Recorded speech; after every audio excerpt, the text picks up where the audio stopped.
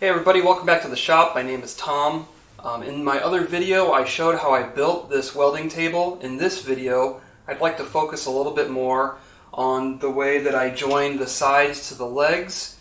You know, out in the internet, whenever you see some type of joint that is not conventional, people tend to name it a Japanese joint or Japanese joinery.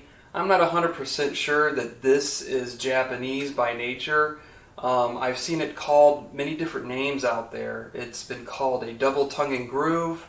It's been called a double half lap joint. It kind of combines a lot of different joinery techniques. It combines a mortise and tenon with a half lap joint, but it also has kind of a groove system that interlocks with itself. I'm going to spend the time in this video explaining how I put this joint together, and then at the end we'll discuss whether or not it's worth it. We joined the project after I've already milled up the stock that is going to be my legs, so it has been jointed and planed to be square in the final dimension. And right now I am using a Forstner bit to basically drill out a stopping point for the mortises that will be cut into the tops of these legs.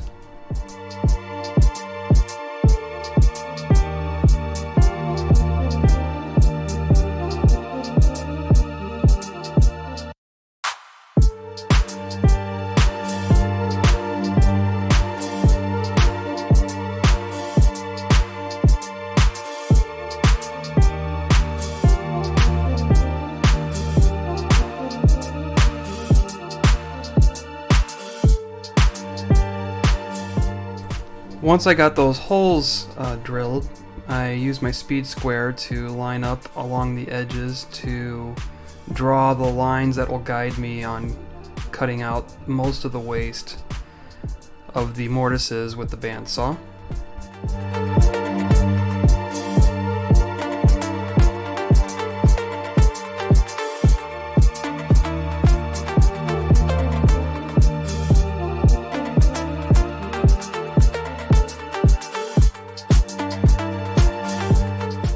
This is what it looks like after that step. I kind of liked how it looked at the bottom there, like a domed cathedral ceiling upside down.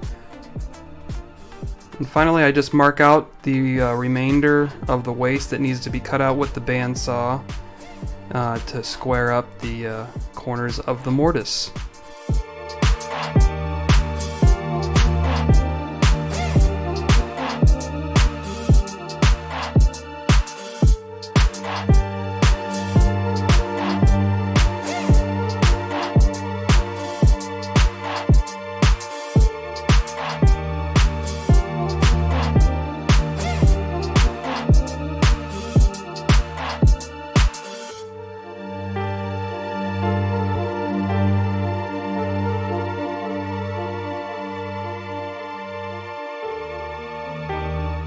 And this is the completed leg section with the cross mortises milled into them.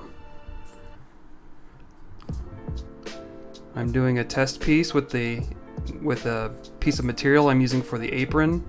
As you can see, it's a tight fit.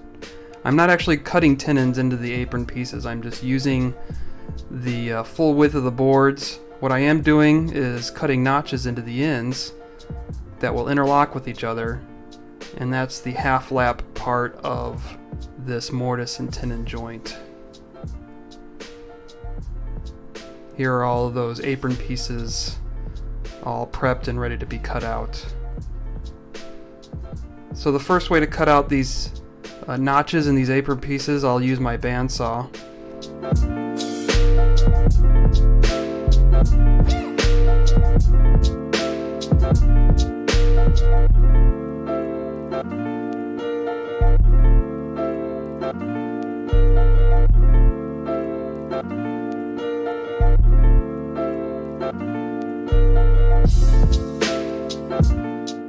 You don't have to use your bandsaw for this. As you can see, I also use my sliding compound miter saw in order to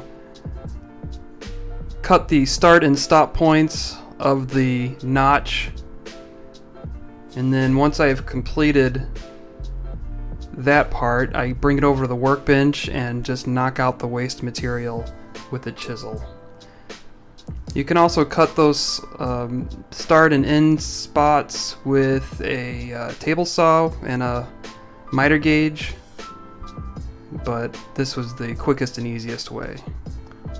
Now you have to be careful when you're putting these together, as you will see, and this is the inherent weakness of this type of joint, at least before you assemble it. Those end pieces are very fragile and they'll break off, and it happened on a few of them for me, and so once I got the joint back together and glued all up, everything was fine. And this is how it's supposed to go together.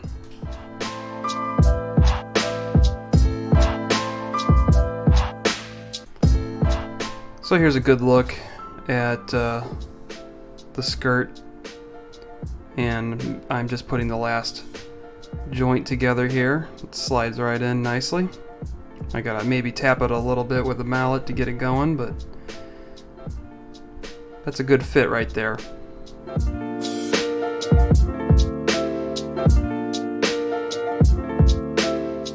Okay, next step is attaching the legs to the skirt, and one of the benefits of this type of joint is you have a lot of glue surface area. And so there I am applying glue on all the surfaces and attaching the legs and checking for squareness. There was a little bit of unsquareness in the legs, so all I had to do was attach a piece of scrap wood to the legs to get them squared up while the glue dries.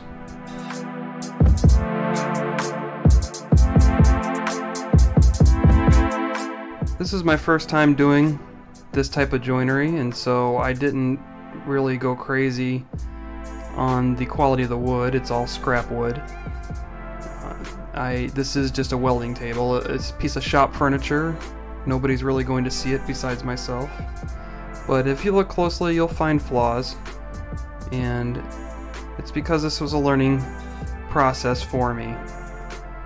So here is the completed table base. Here's some detail on the joint. All in all, it turned out really well. It was a lot of fun to build. I think it looks beautiful with the end grain sticking out from the sides of the legs like this, and the nice shadow line with the leg and the skirting. And once I put the tabletop on it, it's going to look like a really good table.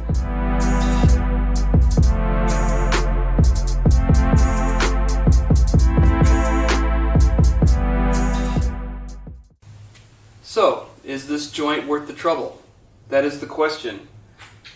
It was a little bit more complicated to plan out and to cut out. It's definitely a little bit more complex than just a standard mortise and tenon. Definitely more complex than using pocket holes.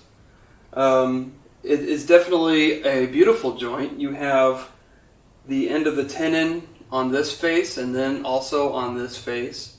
And the wood contrasts nicely and makes a very beautiful joint.